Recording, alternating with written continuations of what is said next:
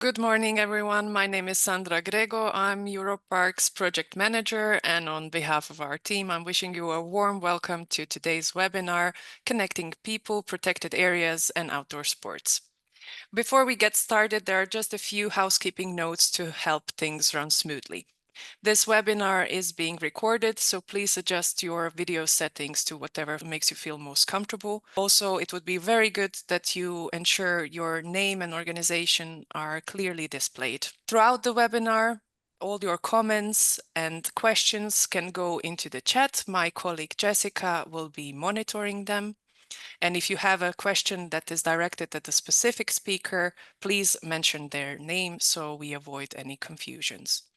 We will address all your questions during the predicted time slot following the presentations.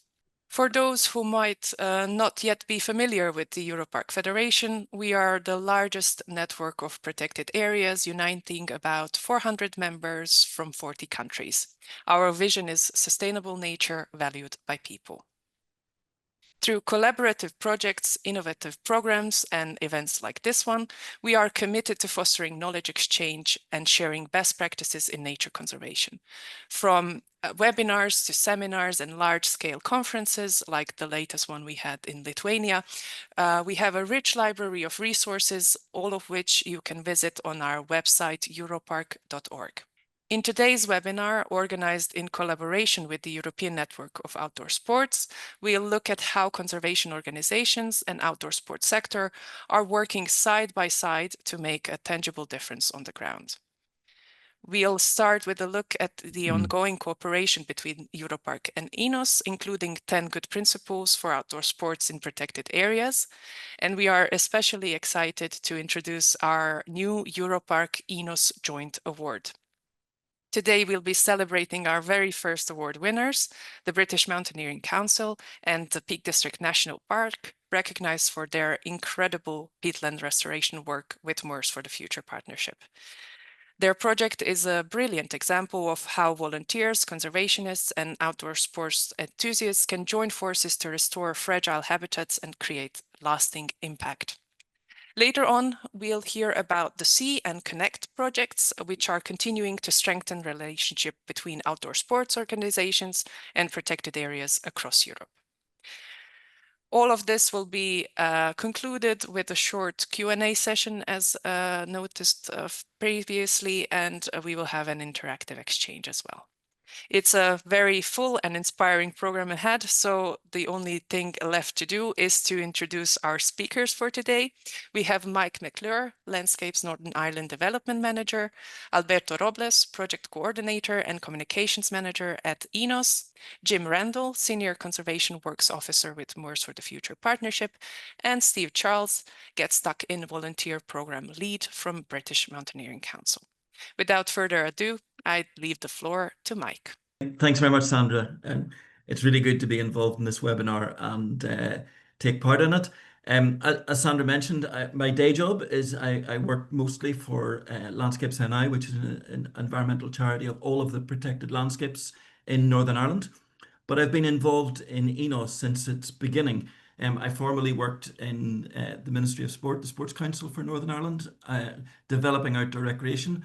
And for a period of time, I was the chair of ENOS. But I've stepped back from that role now. I do some work still with ENOS and very much involved with the EUROPARC sector. My background was in environmental education, environmental science. And then I moved into the outdoor sports sector and was a passionate mountaineer, canoeist for many years. And very involved in coaching and leadership, which got me involved in ENOS. But my heart is still with the environment, with the natural environment.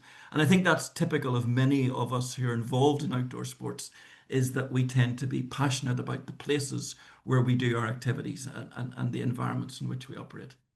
So just a little bit about ENOS, that we were formed way back in 2013. I'll say more about that in a minute. But our vision is that we have a Europe where outdoor sports and recreation are accessible for everybody, and that they do foster the health and well-being benefits that we know about, but also that they foster that element of nature connection and environmental responsibility, which I guess links so strongly with what we're hearing today. we have a mission really to work together in partnership. It is all about collaborative working, and that's what ENOS is all about. We were formed, as I said, back in 2013, and the reason we were formed was because we recognized that no one was representing the broad interests of the outdoor sports sector, particularly with the European Commission. When we looked at EU documentation from the sport unit, the outdoors was invisible. So despite having the Alps and the coastlines of Europe and the rivers and the lakes, when you looked at any of their publications, all you saw was football and athletics. The outdoors was just completely invisible. So we realized there was a real need to promote the breadth of outdoor sport and recreation with the Commission, but also to work with the with EUROPARC Federation, because actually when we were formed in 2013, the then director of EUROPARC was at the inaugural meeting when we formed, and that partnership started right at the commencement of ENOS. We have a really broad representation from many different EU countries. I think it's about 18 different EU countries at the minute. But also we're not just focused on the sports federations and clubs. We're much broader than that. So yes, we do have members from international European federations right down to grassroots sports clubs, but we have a lot of universities and research agencies that are involved in teaching on outdoor recreation and outdoor education, and also on research on that. We also have business and commercial operators, including some of the big mapping operators in Europe. We have local regional authorities and quite a lot of municipalities that really like to promote the outdoors, and also then ministries and national agencies, both for sport and for tourism. All of our members have to sign a charter for outdoor sports, and you can find the charter on our website. The link was on there earlier on, and you're welcome to have a look at that. As Sandra mentioned, right from the outset, we started working closely with EUROPARC. And I remember Carol Ritchie, who was the then director of EUROPARC, and I had a conversation, and we said, Carol mentioned to me that the fact that this was great because for the first time they had something that or an organization that they could go to that was pan-European to talk about the issues of outdoor sports and the opportunities as well for collaboration. So we created a memorandum of agreement with EUROPARC fairly early on, and the aim of that collaboration is enhancing cooperation on responsible outdoor sports in protected areas. And as part of that, we developed then the 10 good principles for outdoor sports in protected areas as a joint initiative between the two organizations. And the link for that, I think Jessica's popped it into the chat, but it's also on the slide here. And you can download that. It'd be great if people can use that and promote it on their own websites and promote it in what they do. And developing those principles was not the end of the story for us. We really wanted to go further and see how that we could bring those to life.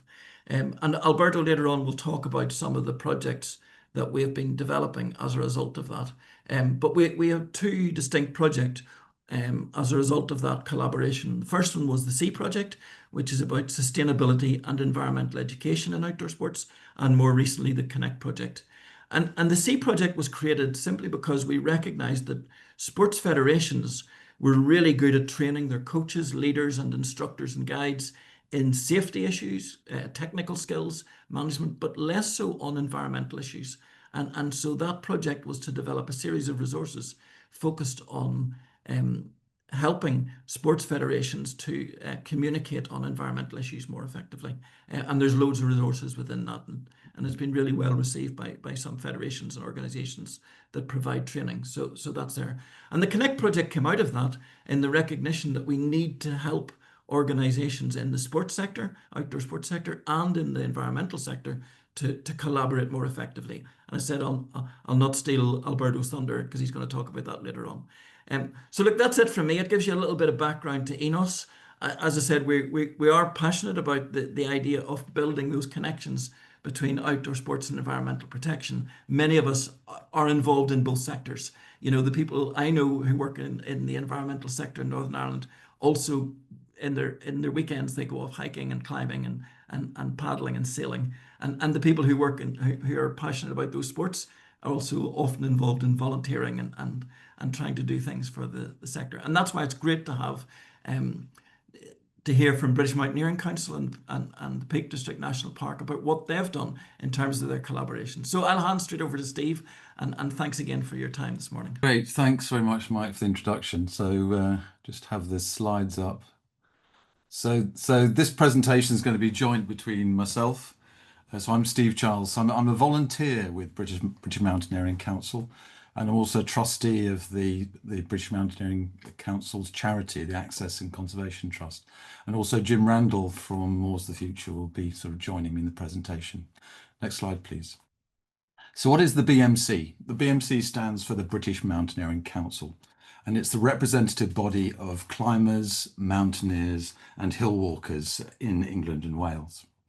So it's promoting the interests of climbers, hill walkers and mountaineers. And it's a really broad church. It oversees competition climbing, and here we have Toby with his gold medal at competition climbing at the recent Olympics, to promoting environmental sustainability in the sport and access to cliffs and crags and hills and mountains around the country. There's about 82,000 members. Next slide, please. Now, Mend Our Mountains is an initiative started by the BMC in 2016, and the idea was to raise funds to repair eroded iconic footpaths in the UK. And it was run by the BMC charity, the Access and Conservation Trust, or ACT. And so far we've raised about £1.4 million. But the thing is, this was all about money donations. It was about raising money to pay contractors to do stuff. And that might be building stone pitching on paths. And there's a picture there at the top of the Watkin Path on Snowdon, which is the highest point in Eryri, or Snowdonia in North Wales. Contributing to bridges, top right there, that's a bridge in the Peak District, or Rosebery topping, bottom right there, stone pitching. So this is paying people to do the work. Next slide, please. But it sort of occurred to us and to me, really, that volunteers can do a lot of this work. Volunteers can wheel wheelbarrows full of small stones or chop down rhododendrons or plant moss, and then the money you do raise is going to go further. And clearly, in the current environment, there's less and less money to go around. So the more you can get volunteers to do stuff, the better. So in 2022, we set up what's called Get Stuck In, which is really the volunteering part of Mend Our Mountains. This is people giving their time. And since 2022, we've arranged 50 volunteer projects in England, Wales, and recently Scotland. Next slide, please. So who do we do it with? Clearly the BMC, we do own a few crags, but we don't own any hills or mountains. So you have to, when you're starting these projects, you've got to find partners that have responsibility for land to do stuff. And so within England and Wales and Scotland, we have the National Trust, which owns many historic houses, but also a lot of land and a lot of our mountainous areas. We also work with Fix the Fells. Fix the Fells is an organisation located in the Lake District, and it's a collaboration between the National Trust and the Lake District National Park. And it's really about looking after the footpaths in the Lake District, which is one of our most iconic mountain landscapes in the UK. And then we're also working with Moors the Future, and Jim is going to introduce Moors the Future a little bit later. Next slide, please. So who are these volunteers? Well, I must admit, I am retired now, but before I retired, I always thought that, volunteers were going to be retired age, they're going to be male and stale and grey.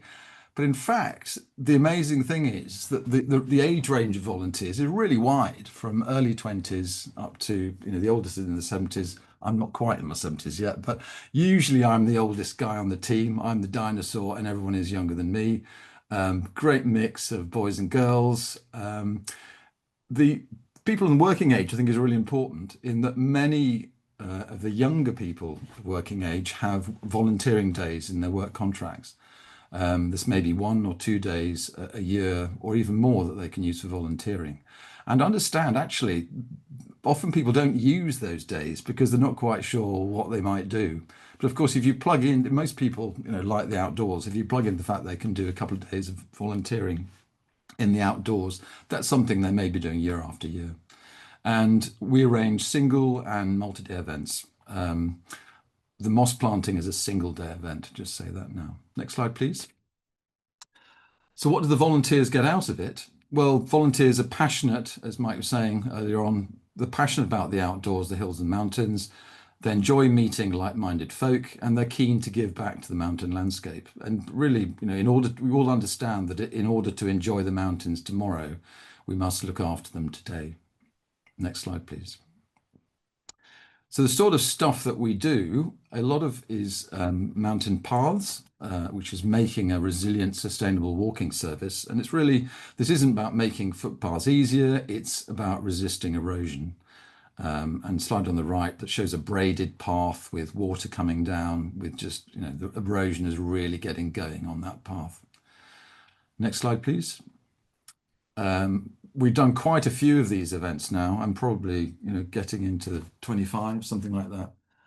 The slide on the left shows quite an interesting way of making a path using sheep's fleece in Eryri, Snowdonia. And this is quite useful for boggy areas. And this is a technique the Romans used. So we put down about 600 sheep fleeces in this path and then put stones on the top of it. On the slide on the right shows stepping stones. So quite large stones going through a very boggy area. So that's the sort of work we're doing with paths. Next slide, please. In fact, this shows very nicely. This is in Eryri, Snowdonia. And before our stepping stones, you can see it's just a boggy area. And the rocks you can see in the distance is Buccleuch Buttress, which is a well-known climbing crag. So this was just a boggy morass for climbers to walk up to, but we've put in stepping stones over about 400 meters. And already within a year, see how the landscape has recovered very beautifully. So it's fantastic to see the recovery of the landscape if you give it a chance. Next slide, please. Other things that we do, invasive species. I'm sure all countries are very similar. We all have problems with invasive species. This is a moor quite close to where I live, which should be a blanket bog. And you see it's been colonized by rhododendron. So this is a winter hill. And this lends itself very nicely for volunteers to dig up or chop down rhododendron. And you see over a 2-year period, we've cleared quite a substantial area of the moor. Next slide, please. So other invasive species, Himalayan balsam, and this is in Eryri, Snowdonia. So you have a nice big pile of Himalayan balsam at the end of a day. Next slide, please. And then also Sitka spruce. There's another problem we have in the Peak District. And also cutting down birch trees if we're trying to encourage oaks. So, volunteers do have a use in invasive species control. Next slide, please. Now, there's been a lot of tree planting in the UK, and usually as part of the contracts of planting trees, there's nothing put into the contract about removing tree guards. Now, clearly, there's lots of work on having biodegradable tree guards, but historically, a lot of them have been plastic. And so this is actually on the Pennine Way, which is one of our iconic long-distance footpaths.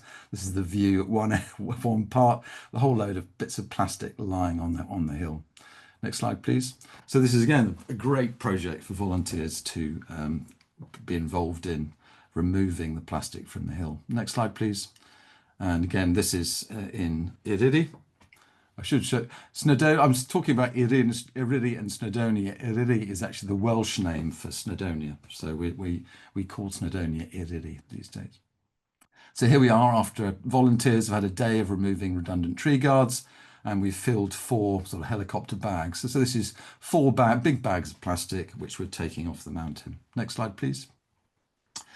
Litter picking is something else. If it's pouring with rain, you don't want to do anything else, then you always find litter on the mountain.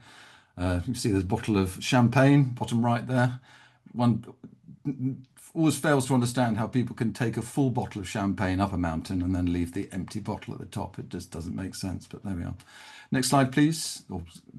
And this is something that's new, is fly camping. So this was actually a tent that was just left up on the mountain with 3 sleeping mats, 3 sleeping bags. So there's a bit of a problem with litter, people leaving tents these days, unfortunately. Next slide, please. reprofiling peat hags is something that we can do. The peat hag is a sort of part of an eroded peatland. And volunteers are very good at re-landscaping these peat hags, which helps to lock the carbon into the peat and it's not liberated into the atmosphere. Next slide, please. So this brings us to moss planting. And a lot of the moss planting we've been doing is in the Pennine Moors and the Peak District. Next slide, please. So this introduces our collaboration between the BMC and Moors for the Future. So moss planting is an ideal task for volunteers. There's no particular skills required. It needs very little equipment. You just have to bend down, plonk a stick in the ground. Cricket stump is quite good for those people that play cricket or have a cricket stump. The key thing is that people are hill fit, they got waterproofs, they got boots. And interestingly, this is always a very popular task. People like planting something rather than removing. Lots of conservation work is removing invasive species, but this is a bit positive in that we're planting things. But the Moors of the Future arrange the planting site and moss plants. Next slide, please. So here I'm going to introduce Jim, who's going to carry on with the next part of the talk. So over to you, Jim. Thanks, Steve. Yes, my name's Jim Randall. I'm a Senior Conservation Works Officer for Moors for the Future Partnership. We're an organisation that's nested within the Peak District National Park Authority. And we are focused exclusively on moorland peatland restoration. We work within what we call the 3 pillars of restoration, which is active conservation work on the ground, science, monitoring and research, and communications, including volunteering, outreach work and citizen science. Next slide, please. The reason we're focused on moorlands and peatlands in the UK is they are absolutely crucial ecosystem and provider of many significant ecosystem services, particularly water quality, flooding regulation, biodiversity, and carbon, which is becoming increasingly crucial. Next slide, please.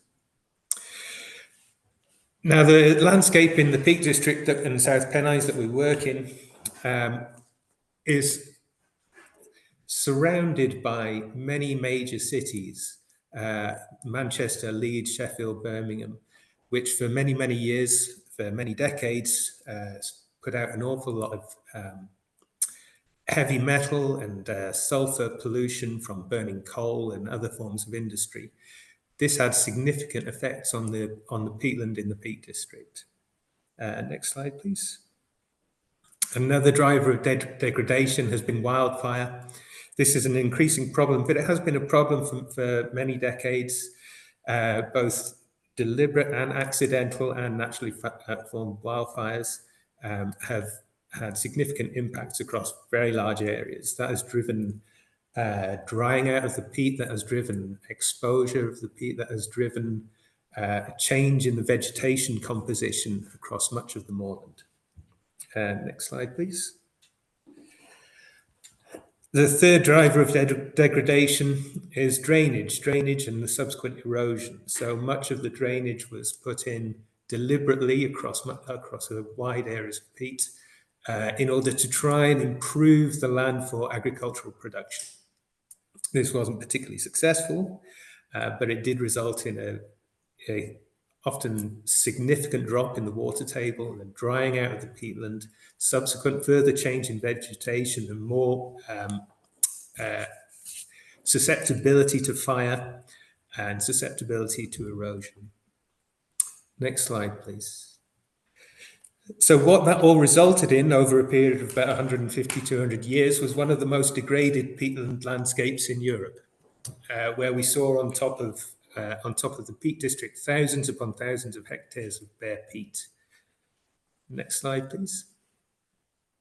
Additionally, heavily, deeply eroded landscapes where naturally formed kind of water flow pathways across the degraded landscape were carrying huge amounts of material off the hill. We see there surviving vegetation, a kind of monoculture of heather, and a very, very deeply eroded several meters landscape.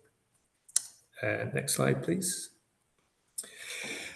And though much of the impact happened in the first half of the second half of the 19th, 20th century, this was an ongoing problem, which in terms of kind of erosion and degradation. We see the image there, that's a place called Black Hill. These are the same people sat in the same spot between 1976 and 2003 on a trig point at the top of the hill. And you can see there, well over a metre of material in that period of time has disappeared from the landscape. Across the Peak District more widely, that equates to millions upon millions upon millions of tons of material of soil and peat eroded away, and subsequent carbon release into the atmosphere as well. Next slide, please. So our restoration program, ENOS for the Future, has been going just over 20 years, and it follows the basic process follows three parts. Firstly, it has been to do with revegetation, covering that bare peat and creating a stable bed into which moorland plants can recolonize and grow. We do that through laying of heather cutting of brash as a mulch. We add lime to just temporarily affect the pH of the peat surface. And then we add seed. Sometimes in the past that has been heather seed, but also a nurse crop of grasses that create a stable bed. And subsequently, we can then see natural recolonization. Next slide, please. The second major part of the restoration program is re-wetting, so blocking gullies and grips or deliberate drainage channels using peat dams. In this case, this example is using excavators to create little dams made out of the peat in the bed of the gully. But we'll also use many different materials like timber or stone or coir or heather bales, depending on the particular circumstances and the location. This serves to re-wet the peat, to raise the water table, and to hold erosion and give it an additional benefit to revegetation. Next slide, please. The third major plank in the restoration is the reintroduction of sphagnum moss. Now, this is the key species of peatlands. Much of the sphagnum moss that would have once covered the peatland in the Peak District was stripped away. It was very heavily affected by pollution, and then subsequently the drying out and the degradation. So there are pockets that remain in good condition, but very largely the sphagnum moss layer across the peat was lost. So this is the crucial third step. After revegetation and re-wetting, we're reintroducing the sphagnum moss. Next slide, please. Now, the collaboration with the BMC started with us when we entered in 2022, building up to the More Climate Action project. This is a project that was funded by Natural England, so essentially a government-funded project that through the Nature for Climate Peatland Grant Scheme. As with many grant schemes, it requires match funding in order to be awarded money for restoration. We're always seeking to involve different stakeholders at ENOS for the Future. We work with water companies, we work with private companies, we work with the National Park and wildlife organisations like the RSPB. But in this case, it was really fortunate that the BMC had this programme established and we had this relationship in order to get onto this particular project. Next slide, please. As I mentioned about match funding, the funding from the BMC was absolutely crucial. £90,000 of seed funding from the BMC helped us unlock a further £2.5 million to enable this project to go ahead across a very wide area of the Peak District, across 3 sites. Furthermore, to the capital investment,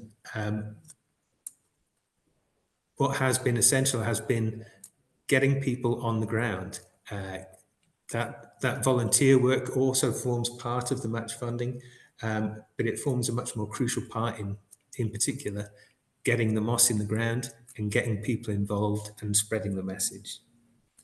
Next slide, please. The first of my sites that we worked on, and that was the volunteer program was especially crucial to, was the Roaches. The Roaches in Staffordshire. This is a site that was heavily affected by a very large wildfire in 2018. The picture on the screen is about 1 year post the wildfire, and you can see the impact on the site. Now, several years on, the vegetation has regrown quite well. There was emergency interventions in 2019 to halt erosion in terms of doing some gully blocking and what work could be done at that point. Further on, with a little bit more vegetation growth, we did further work 2023-24, including more gully blocking, but also now starting to introduce more species to increase the biodiversity and get sphagnum back on the site. Now, in the most heavily degraded areas, the most heavily damaged areas of the site, I worked a plan with Natural England and with the site other site stakeholders to get volunteers involved to plant sphagnum in very, very challenging conditions, where it had to be very slow and very careful and done precisely to ensure that in this heavily degraded peat, the correct spots for the sphagnum were chosen, that they were planted properly, and that they were given the best chance to survive and help the recovery of the site. So the involvement of the volunteers at that stage, even agreeing for the work to go ahead, was really crucial in getting the project moving. Next slide, please. And why we love people like the BMC, you see that we do all our work over the winter, and this is not an untypical day in the Peak District in the winter. Despite what it looks like, everyone turns up, people like the BMC turn up, they have great outdoor kit. And as they say, they are hill fit and they like to get stuck in. And it looks like a miserable day there. I assure you that everybody had a great time. I had a great time, and I really appreciated everybody being there. Next slide, please. And this is kind of, you see the result of that planting. This is not long after. This is probably one season's growth. These are sphagnum moss plants. They go in about the size of about a euro coin. And in short order, planted carefully and in the right places, we can get exceptional growth rates. Those there now are about getting up to about 10 centimeters across in one growing season. So the results of this work, it really does work. We have a monitoring program in place to check and measure the impact of what has been done. And the growth rates that we've achieved there on the Roaches and in other places have been fantastic. Next slide, please. Furthermore, the BMC helped us elsewhere within the Nature for Climate program. On my other site at the Goit Valley, we had many sphagnum planting events, which ended up being 78,000 sphagnum plugs planted over 20 hectares. This was a much bigger site. And that contribution enabled restoration work on that site over 325 hectares, including 1,200 gully blocks, 55 hectares of vegetation diversification, and over a kilometre of reprofiling. So it's not just the impact and the money that enables the work to go, it really magnifies how much work we are able to get done. Next slide, please. And just a final one, that's some of the members of some of our regular volunteers and some members of the BMC, all just showing I would say, a not typical day in the Peak District in winter. But you do get the best of both worlds there. Next slide, please. And I'll just hand back over to Steve to tell you about the impact of the award and what it means to the BMC and to Moors for the Future. Thanks. Thanks, Jim. So Jim's mentioned that the money from the BMC did unlock funding, and has demonstrated a strong collaboration between nature conservation experts, such as Moors for the Future, and outdoor sports stakeholders, such as ourselves. So the BMC's Access and Conservation Trust provided £90,000 in funding, which was instrumental in unlocking a further £2.5 million through the Nature for Climate peatland grant scheme. And meanwhile, Natural England and Moors for the Future provided vital guidance, training, and scientific oversight, and basically arranged the events. We told the volunteers to turn up at a particular place at a particular time, and then Moors for the Future basically arranged that there'd be a good supply of moss plants to be planted, and also a good supply of biscuits. Next slide, please. So what are the value of outdoor enthusiasts as volunteers? Well, we're sort of reiterating it again, really. They have a passion for the landscape. They're hill fit, which is actually pretty important. I think particularly demonstrated by Jim's picture there. You know, it can be snowing, it can be blowing a gale, but actually, you know, everyone's having fun. They don't mind getting cold and wet, and the planting season is over the winter months. And this was taken actually a year ago when we were planting just before Christmas. They got the necessary equipment, boots, waterproofs, rucksacks, and they've got the necessary knowledge. You know, they have the knowledge about how to stay warm, how to do up the waterproofs so they don't get wet.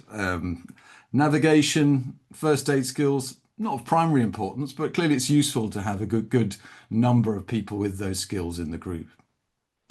So their work on the peatland restoration across the Peak District and South Pennines has not only benefited the environment, but also set new standards in outdoor sports engagement with conservation. Next slide, please. So we've been very grateful to receive this award from EUROPARC and ENOS. And so what are the benefits of the award to us? Well, it does provide or increase recognition by the outdoor sports industry and other industries who actually have approached the BMC to be involved in further outdoor projects, donating money to the charity and attending events. It also gives us proof of track record that we can deliver a project, and this has been recognised by other larger donors. And this enables us, the Access and Conservation Trust, to fund more projects, and then this may even unlock even more funding for conservation work. And of course, it increases the visibility of the BMC and Moors for the Future.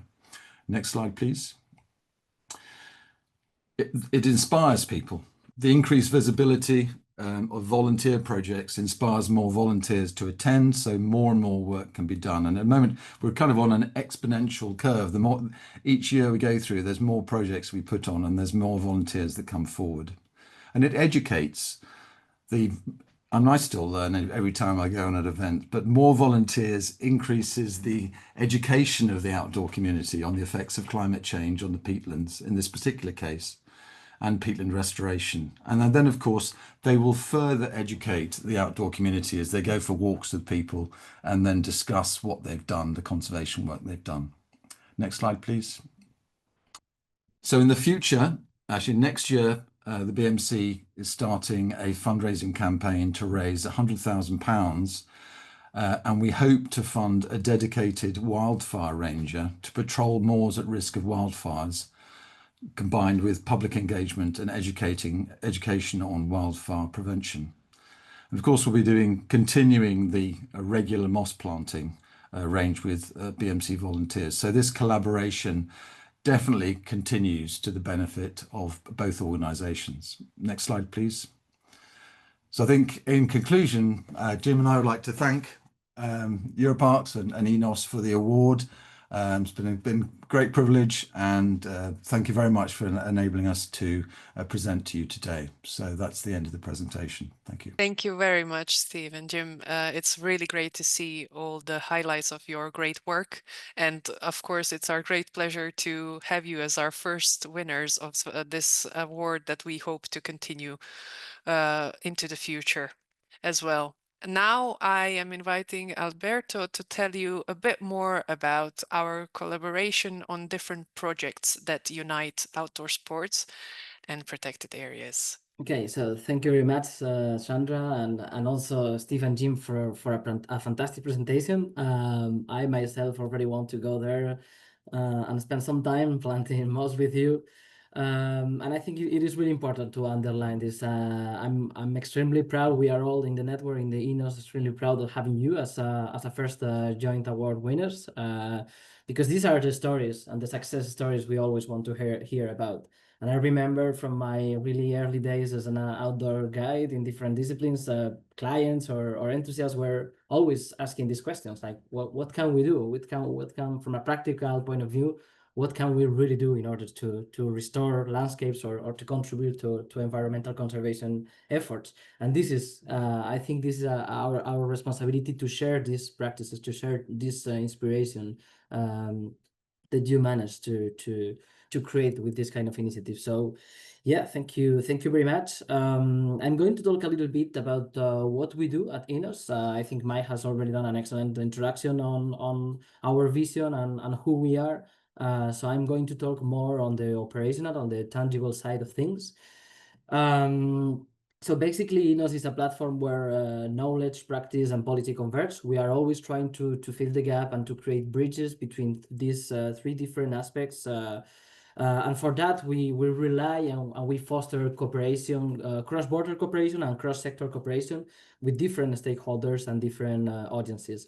Some of them, as you can see in the screen, is governance bodies, so ministry, agencies, but also a lot of other sports organizations, federations, clubs, of course, counting with the precious help of EUROPARC when it comes to protected areas. They've always been our privileged partner and actor in this sense. But we also want to welcome, and I will talk about this in a minute, the rest of protected areas and the actors on the field to join our work, our initiatives, and to help us spread the work and be more efficient. Of course, we also have research institutions, universities that always collaborate with us in different initiatives and projects. So if we take a look at the larger spectrum of actors and stakeholders that we have in ENOS, you can see that there's also private actors, industry associations, outdoor platforms, NGOs. So we've been growing consistently in the last years, and I'm proud to say that today we have a nice landscape of actors that are contributing with us. So my first call to action, I've seen that in the chat there is people from Sweden, from Italy, from Romania, and I would really like to invite everyone for the sport actors to join ENOS. I think it's a fantastic opportunity. And also for the protected areas to come and work close with us. We have the EuroMeet, our biannual conference next year in Sweden, and oftenly we lack representatives from the conservation sector. We always have EUROPARC, of course, but we would like to have more protected areas involved in discussion. So this is already an open invitation to everyone. I'm sorry that I cannot provide any links. We are at the moment where we are transitioning to a new webpage in ENOS. It will be launched in the coming weeks before the end of the year. And then you will have all the information and the steps to collaborate closely with us. But for now, we just have the information, and I invite you to keep a close eye. So if we take a look at the three pillars of our actions of what we do, basically we share best practices through workshop, webinars, conferences, and events like this one.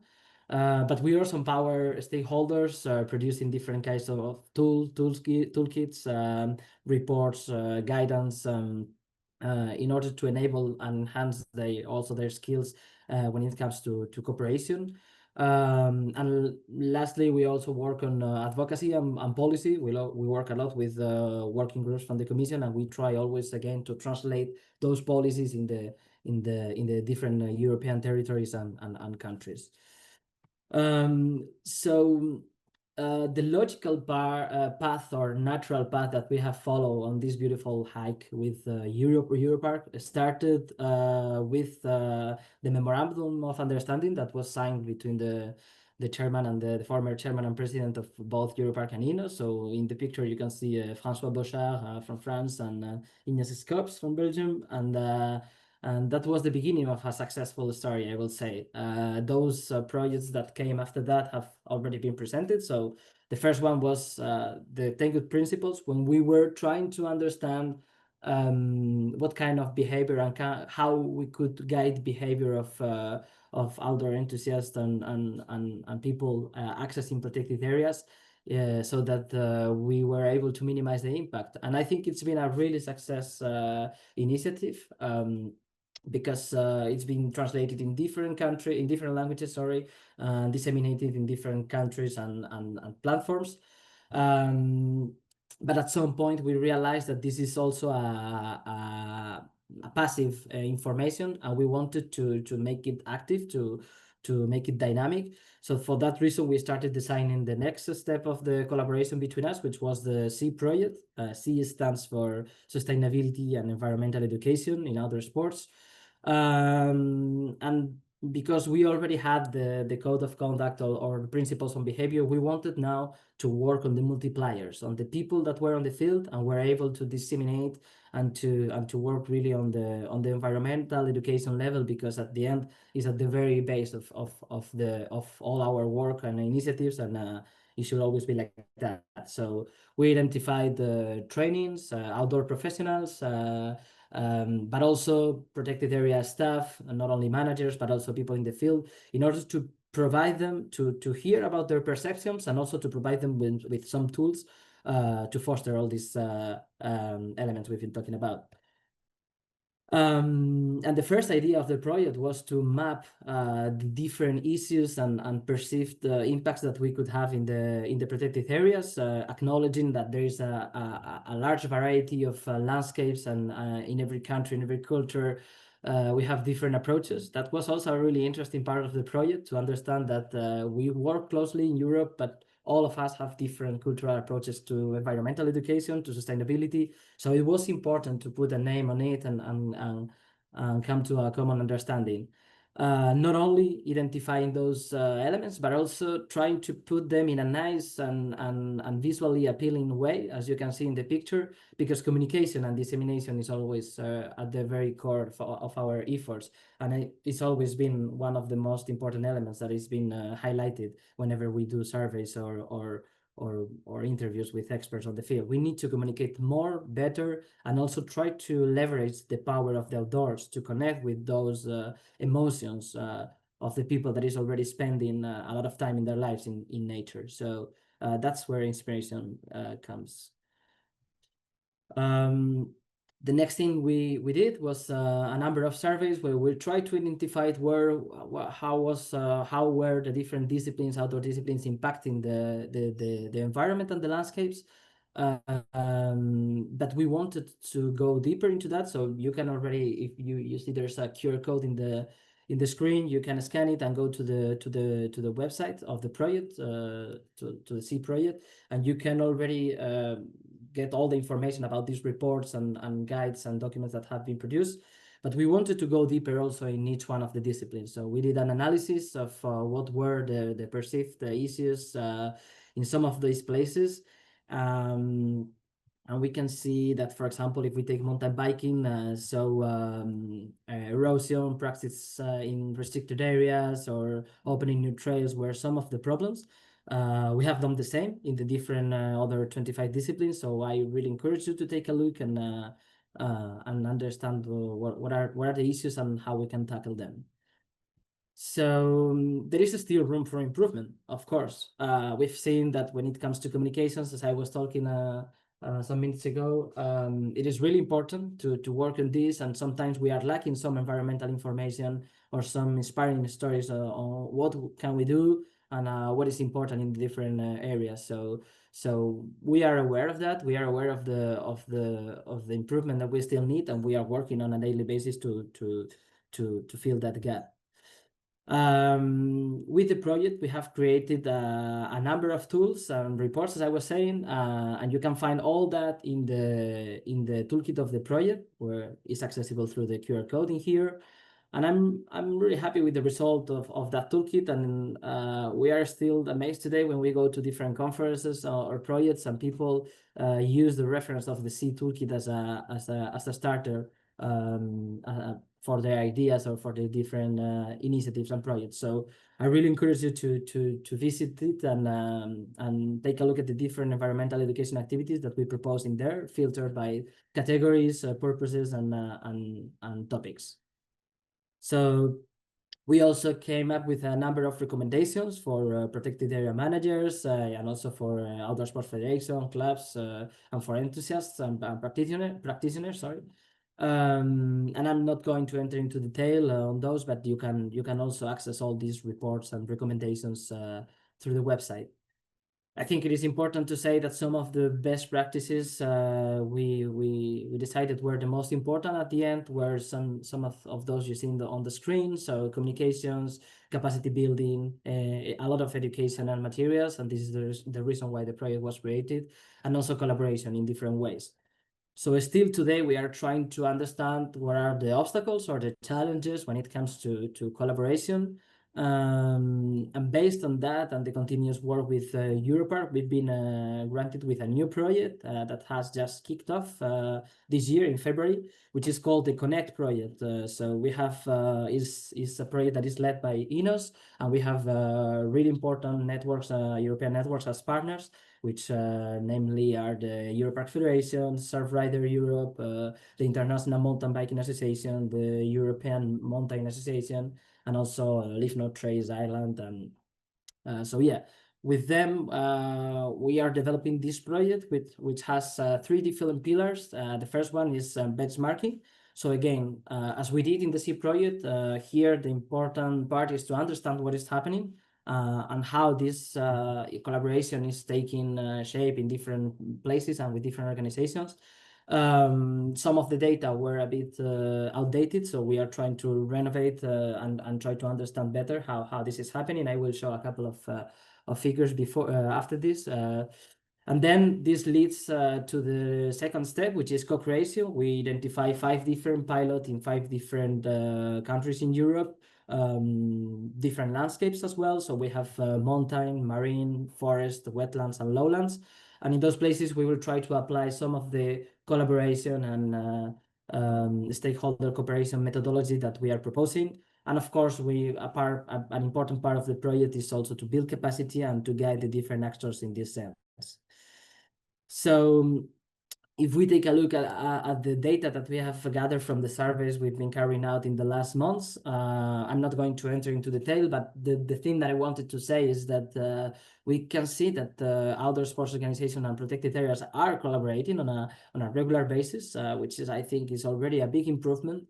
And we can also take a look at the kind of collaborations. It's really diverse, and it goes from organizing events together to create common strategies on signage and guidance, or sometimes working with volunteers on education systems. The same applies to federation. We have done 3 different surveys, so one for protected areas, one for outdoor federations, and another one for clubs and sport organizations. And the reality is that all of them collaborate. All of them have brilliant and inspiring ways of collaborating. And we will continue enhancing that collaboration. There's also still room for improvement. So, for example, when we ask the outdoor sports clubs, we see that most of them they have activities in nature or protected areas, and not all of them are still today collaborating. So we need to keep going on this, and we need to continue fostering this and also sharing good examples so that we inspire more people to do the same. But yeah, all of this data and information will be shared soon online in the different web pages of the project, the official one, and you can also consult the EUROPARC one in order to access more information about it. The first deliverable of the project is a stakeholder engagement meta plan, an activity that's been coordinated by EUROPARC, and now we are proud of announcing this deliverable that we already have on the website. And this document will guide you through different tips, approaches, tools that we can implement when it comes to collaboration. between different stakeholders. So you can, I invite you to take a look and already use this in your protected area or in your daily work.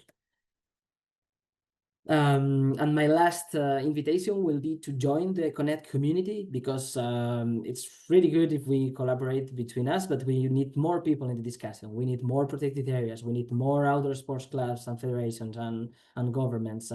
We need really people to give their input, their insights, and help us contribute and improve the impact and the long-term results of this fruitful collaboration with EUROPARC. So please, you can scan the QR code on the screen, connect to the LinkedIn page that we have created, and in there you will receive general updates, events, opportunities like this one, like this webinar, awards, and other kind of tools that we will disseminate during the next 3 years.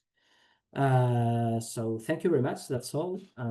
Yeah, I hope we will continue on the path of close collaboration between EUROPARC, ENOS, and all its members. Thank you very much. Thank you very much, Alberto. Jessica has been working in the background the entire time, and she collected some of the questions you've been asking so far in the chat. You are free to continue doing so. If you'd like to speak, please raise your hand and then I can unmute you and you can ask directly in the room. But we will start in order with questions that we have so far. The first one was, I would like to know more about moss planting. As I understood, it supports actions against air pollution. I'm not sure about that particularly. It's the primary thing about sphagnum moss is its water holding capacity. It holds up to 20 times its weight in water, and its status as a kind of ecosystem engineer. So it changes the conditions of the ground in which it grows in, and helps push that towards a kind of peat forming condition. In terms of impact on air pollution, I really don't know. Fair enough. Thank you. The next one was, is sphagnum moss specific to certain countries?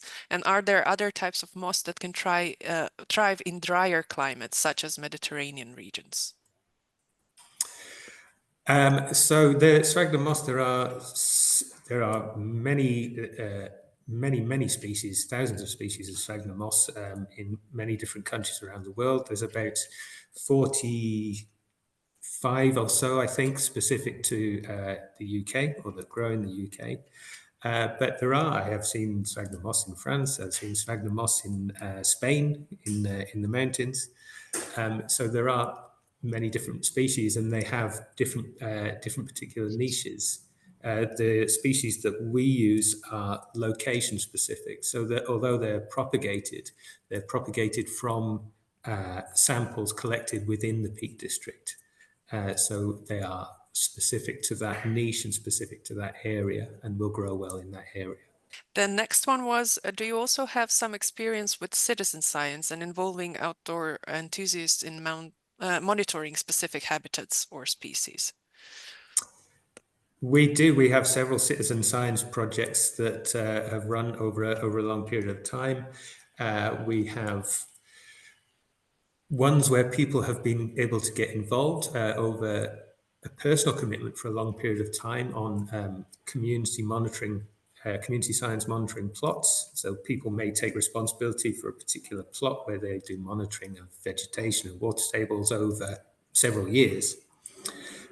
We also have more widespread programs. We are right now in the middle of our Dip Well campaign, which runs for 12 weeks every year, in which many dozens of volunteers go out into the deep, dark hills, and where we have monitoring plots with dip wells to measure the water table. So they take water table measurements weekly over 12 weeks every year. That's been going for, I think, at least 15 years. We also, in the summer, we have a similar kind of campaign based around vegetation monitoring, going up and monitoring changes of vegetation and the sphagnum growth rates in different monitoring plots.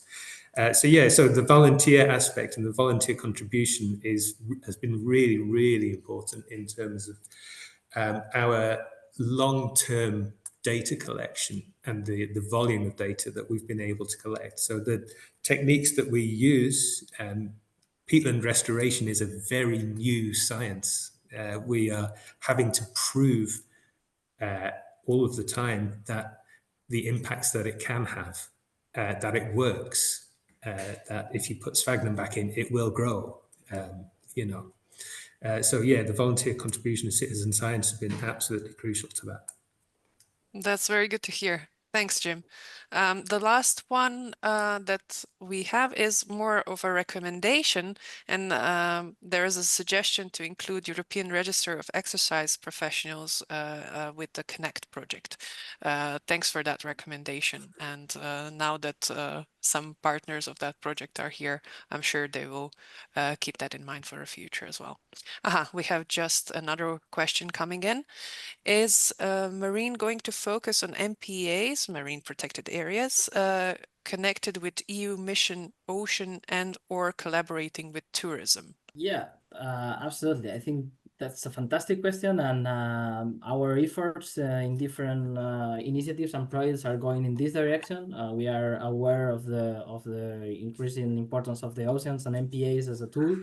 So that's the reason why we've decided to work closely with them as well.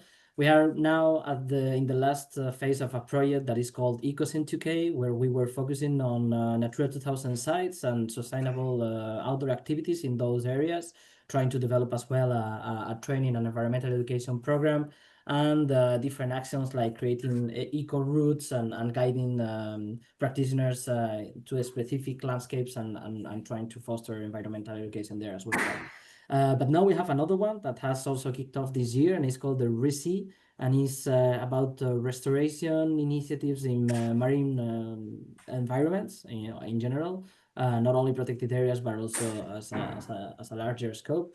And I can already say that in 2026 there will be some new ideas, initiatives. So please, you are more than welcome to contact us, and we can explore together a future collaboration, because we will surely create a working group about nautical sports and marine issues in ENOS.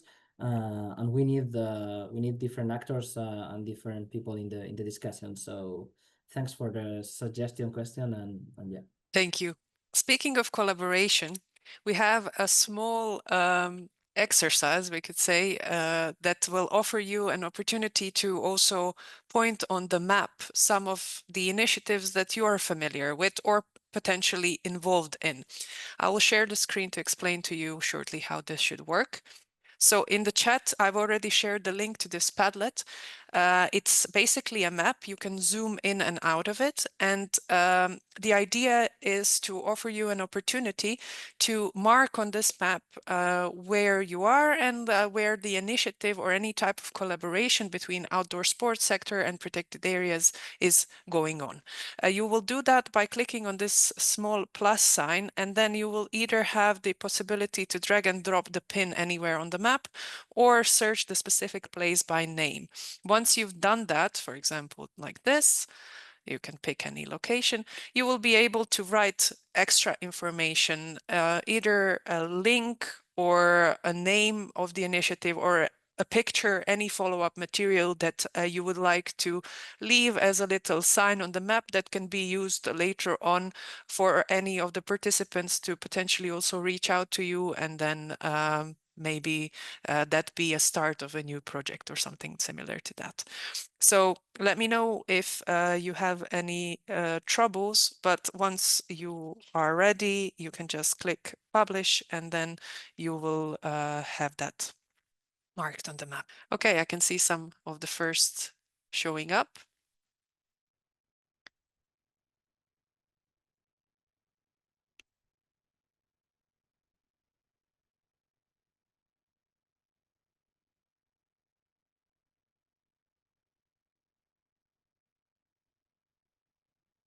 Very good.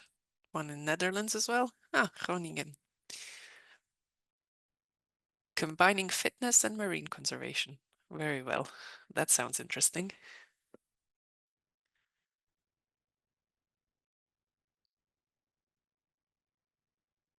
Okay, we have some in Portugal as well. I will leave this open. Everyone who has access to the link will have the opportunity to mark their initiatives even after the webinar. I see now one is also popping in Romania. Very nice.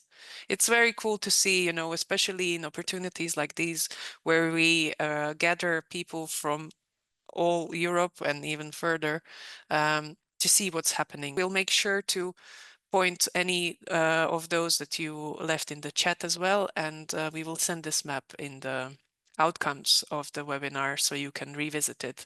And as I mentioned earlier, potentially reach out to some of these initiatives if they are interesting for your work as well.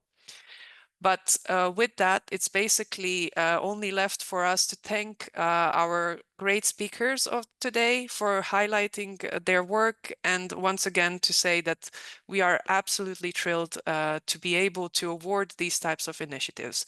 For anyone that is interested to reaching to either of us out, please feel free to do so, and stay tuned for the future initiatives or any types of awards that we will be publishing about, because as I said, it is our intention to continue this for as long as it can run. There is an amazing amount of work being done, so it's great to bring people together to raise the awareness about that and inspire others to join as well. So as we always do at the end of our webinars, you will see that Jess shared in the chat the link to the satisfaction survey, where you can point out all your feedbacks and in that help us create these events in the future as well. Once again, thank you, and we hope to see you in some of our events in the future as well. Have a great rest of the day. Bye-bye.